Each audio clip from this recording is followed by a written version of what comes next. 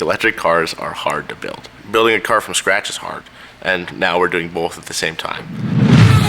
I knew from when I got to Ohio State I was going to join the team because I've always been a fan of racing. I've always been a fan of cars. My first word was truck. It's a way to prove yourself. It's a way to prove yourself when you're doing something fun. I mean, what's not fun than building and driving a race car? One of those highlight programs are the student competition teams that we're visiting here, where we really give students the opportunity to serve as the leaders. We don't tell them what to do. They really define the projects and completely operate those projects like small businesses. Engineering, design, development, prototyping, and eventually racing, which is just an unparalleled experience for a student to have alongside their education. Hopefully here in about, let's check the time real quick.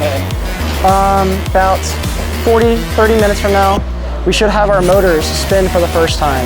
For, I think going on 35 years, they've run combustion engines, so this will be the first time ever the Formula Buckeyes at Ohio State have powered up an electric machine, so event, you could call this monumentous.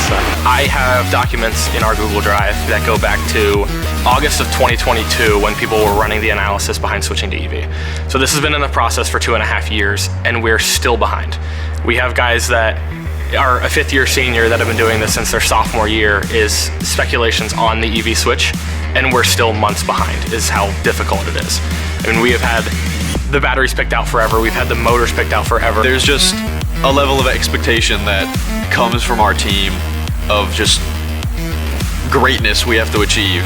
So even if we get knocked down, I've been knocked down more times than I can count with this battery pack, but I know in the end it'll all be worth it if we get a full-fledged EV race car that could rip around a track and put down other teams.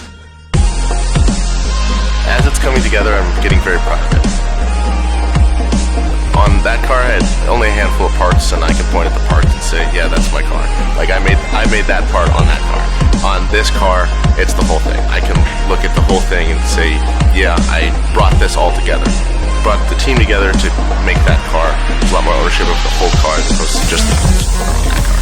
That's not undergrad level engineering, not even close.